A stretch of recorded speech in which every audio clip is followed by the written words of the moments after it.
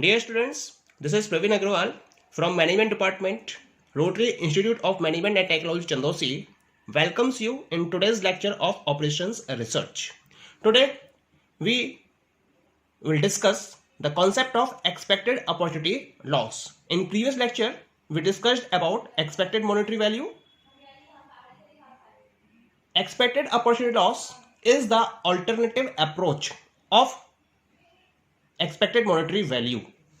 It means an alternative approach to maximizing EMV is to minimize the expected opportunity loss. In EMV, we were selecting the value with maximum occurrence, and in expected opportunity loss, we will select the value with minimum approach. Okay. EOL is the amount of payoff that is lost by not selecting that course of action which has the greatest payoff for the state of nature that actually occurs. It means in EMV, we are selecting the course of action with the highest payoff, but in EOL, we are selecting the course of action with the minimum payoff. Here, that course of action is selected where EOL is minimum. Clear? So this is the concept of expected opportunity loss. Now, we will focus on an example of expected opportunity loss. The example is given as follows. This is the example for you. A company manufactures goods for a dynamic market. The research and development department of the company has produced a new product that appears to have potential for commercial exploitation. A further rupees 60,000 is required for testing. The company has 100 customers and each customer might purchase at most 1 unit of the product. Market research suggests that a selling price of rupees 6,000 for each unit with total variable cost estimate as rupees 2,000 each unit. From previous experience, the probability distribution in relation to the customer's purchasing product is as follows. Here you are given proportion of customers and the related probability 0.04, 0.08, 0.12, 0.16, 0.20, and this is the probability. Determine the expected opportunity losses and state whether the company should develop the product. So this is the question you are having here. Here you are having the information that the company want to produce a good. So the problem is whether to develop the product or not to develop the product. Here we are having the information that 60,000 is the cost for testing. Also, company has 100 customers and company is fixing the selling price at rupees 6,000 per unit and 2,000 is the variable cost. It means the profit per unit is 6,000 minus 2,000, that is 4,000. Just suppose that P is the proportion of customers purchasing the product. Okay, then we have the conditional profit as follows. That is, as we have supposed, P is the proportion of customers purchasing the product. Okay, so conditional profit 6,000, that is the selling price, minus 2,000, that is the variable cost, into P number of proportion of customers, minus 60,000 is the cost of developing the new product. It means the conditional profit will be equal to 4,000 P minus 60,000. This is the formula which will be used in order to find the conditional profit values. Now, the conditional profit values for each pair of NI and SJ can be calculated as follows. So here I have prepared a table where state of nature, that is 0.04, 0.08, 0.12, 0.16 and 0.20, that is the conditional profit. As I have determined it, 4,000 P minus 60,000 is the formula. We have two strategies, two course of action. S1, develop the product. S2, do not develop the product. Okay, now come to 0.04. Put the value 0.04 in this equation. 4,000 into 0.04, that is 16,000.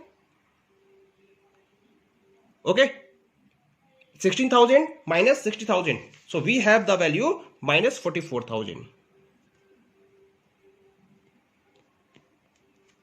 Come to the 0.08. 0.08 into 4,000, 32,000 minus 60,000, that is minus 28,000. 0.12, 48,000 minus 60,000, that is minus 12,000. 0.16, 64,000 minus 60,000, that is plus 4,000. 0.20, 4,000 into 0.20, that is 80,000 minus 60,000, that we have 20,000. If we are not developing the product, then the conditional profit 0, 0, 0, 0 and 0 in each case. That is obvious. Now we will convert this conditional profit into conditional loss. How it will be converted? Minus 44,000. Come to here. That is the case. I have developed a table for this. State of nature, probability, conditional loss, and then expected opportunity loss. Okay. State of nature, again same. Concern probability as given in the question. Conditional loss. Because in the table, in the previous table, in this table, conditional profit minus 44,000. So conditional loss 44,000. Here 0. Minus 28,000. Conditional profit. Conditional loss 28,000. Here 0. Conditional profit minus 12,000. So conditional loss 12,000. Here 0. Conditional loss 0. And here 4,000. If we are not developing, conditional loss 0. And conditional loss here will be 20,000. So we have the following values. Just write it down here.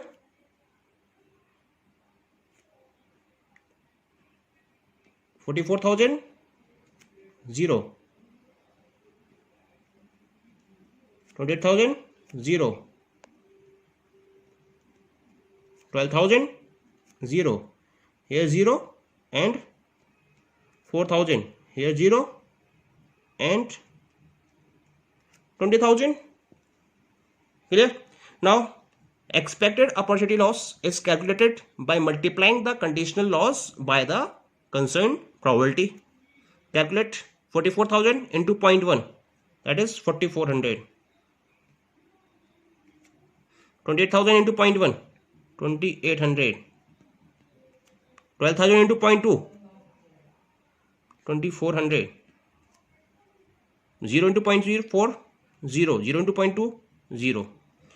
For S2, 0 into 0.1, 0. 0 into 0.1, 0. 0 into 0.2, 0. 4,000 into 0.4, 1,600. 20,000 into 0.2, 4,000.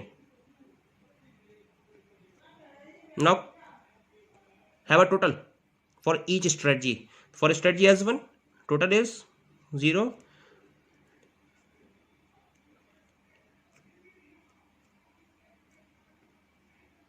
9,600 for strategy S1. 5,600 for strategy S2.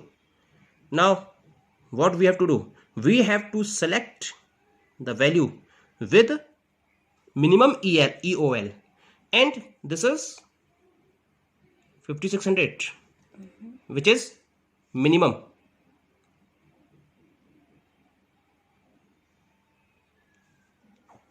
Okay, this is the minimum value which we are having. So strategy S2 must be selected by the company, and strategy S2 is do not develop the product, because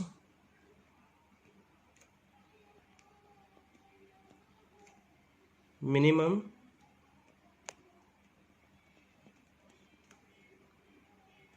EOL is equal to 5,600. So S2, that is do not develop.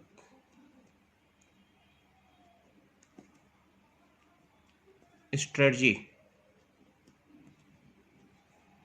must be adopted